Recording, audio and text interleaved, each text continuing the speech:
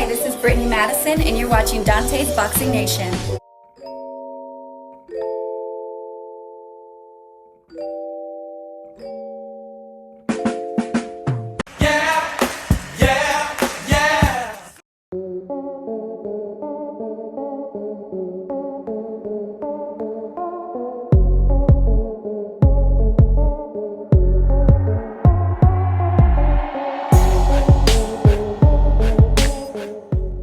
How often do we see a movie where the cheater, the racist, the serial killer, the pedophile is the good guy in the movie, and the victims are the bad guys? The victims are the villains. Now, to answer that question, the only time you might see that is if it's a movie that's based on a true story. But outside of a biopic, you almost never see it. Well, we always see this in the sport of boxing. And it's no coincidence that the black fighter is always the one that's being called the villain, no matter the circumstances. And this goes all the way back to the inception of the sport. What remains the same is it's always the black fighter being called the villain, and it's always the white media that gives those boxers that name.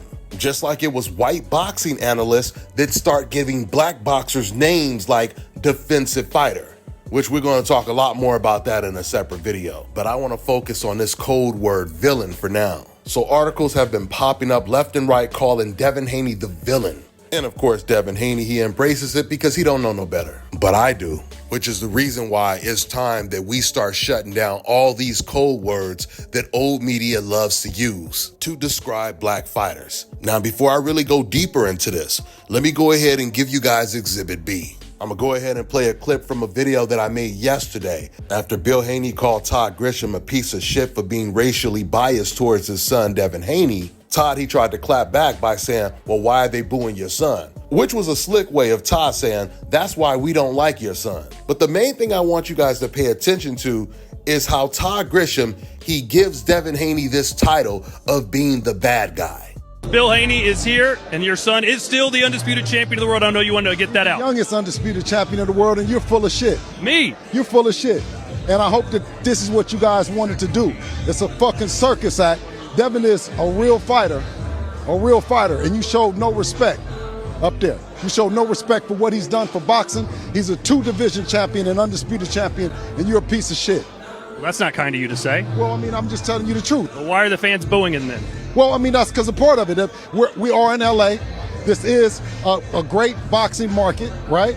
But it's made up predominantly of Hispanic fans that cheer for Ryan Garcia, and that's quite all right. Well, it's okay. It's okay to be the bad guy.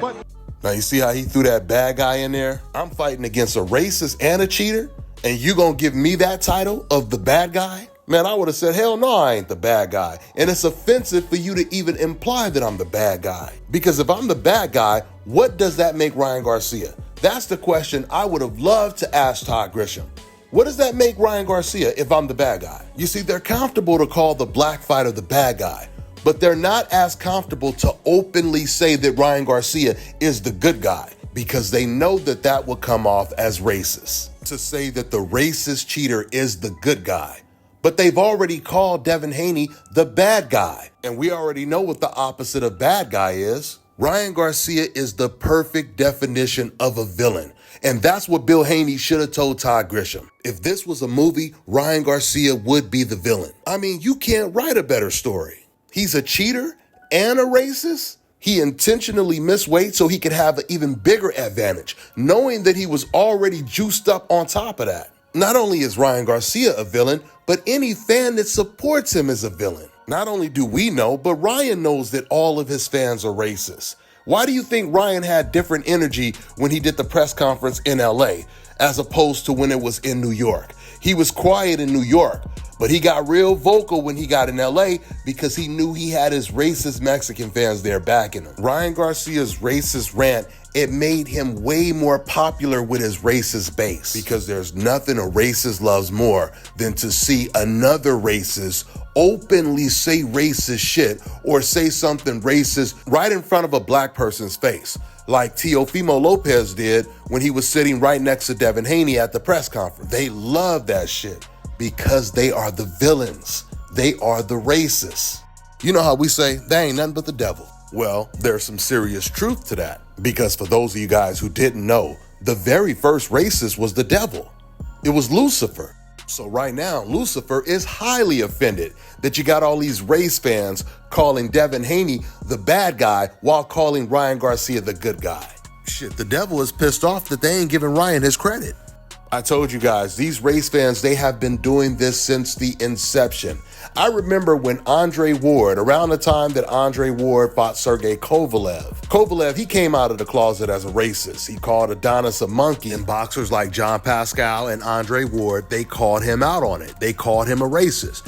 So when Sergey Kovalev fought Andre Ward, you had the racist versus the son of God. So who do you think was portrayed as the quote-unquote villain? You know, I remember when Jamal Charlo, he fought against Julian J. Rock Williams. It was in LA, Carson, California. The crowd was pretty much all Mexican, at least 95%. You had Andre Ward and Sergey Kovalev, they were in the audience. Well, the camera, they showed them both in the audience. When they showed Sergey Kovalev, the crowd, they cheered. When they showed Andre Ward, they all booed. And once again, this is after all of them knowing that Sergey Kovalev was a complete racist, who most likely doesn't like Mexicans either, by the way. So in conclusion, this villain word is a code word for racist. The translation is simple. It just means the Black American fighter is a threat. A threat to who? The racist establishment, which unfortunately is the majority of boxing fans. Their translation is the exact opposite of what the word really means. America produces more talent than any other country when it comes to boxing, and even outside of boxing. So mark my words and remember I told you this. They're going to portray Abdullah Mason as a villain. They're going to portray Kermel Moton as a villain. Keyshawn Davis. They're already calling Devin Haney, Shakur Stevenson, and Gervonta Tank Davis the bad guy or the villain. Listen, man, at the end of the day, it's time for these black fighters to come together and start telling old media to their face who the real villains are. But you guys are going to start seeing them talk this way. Actually, they're already doing it when it comes to Kermel Moton, when it comes to Abdullah Mason, Keyshawn Davis, and the list just goes on and on and on. That's the new villain list. You know, you guys have to realize everything that happens in the sport of boxing is a microcosm of what happens outside of boxing. Back in 1960, America, they actually put a poll together of who the most hated man was in a country. And you know who was number one? Martin Luther King. The FBI literally called Martin Luther King the most dangerous man in the country because he was fighting against evil. Everything works in reverse when you're on the coincidental list. The more successful you are, the more you are considered a threat to these race fans. And that's what their definition of a villain or a bad guy is. With that being said, I'm going to wrap this video up. That's all I got for now, guys. I'm on to the next one. Let me tell you guys about Issa Israel Law Firm. It is a full-service legal practice based in Denver, Colorado, an emerging hub for combat sports and high-altitude training. If you're a fighter inside or outside of the ring and you need a law firm you can trust to fight for you, visit thefighterfirm.com or email help@iilawfirm.com. Legal representation is usually limited to plaintiffs or defendants in Colorado, but iFirm can help anyone in the world with trademarking their business name, logos, and U.S. immigration issues. This brother has been my attorney for a while and helped guide me through all kinds of business and civil issues, so make sure you guys go to thefighterfirm.com. All right, now check this out, guys. If you're looking to repair eczema scars, burns and bruises, dark spots and blemishes, fever blisters, diabetic ulcers, this right here is the perfect product for you guys. It's called LO Deki Face and Body Oil. Athletes and top-ranking boxers, they're also using it after training to reduce swelling, inflammation, and to ease the pain. So get yours today. Go to lodeki.com, like them on Facebook, and follow them on Instagram.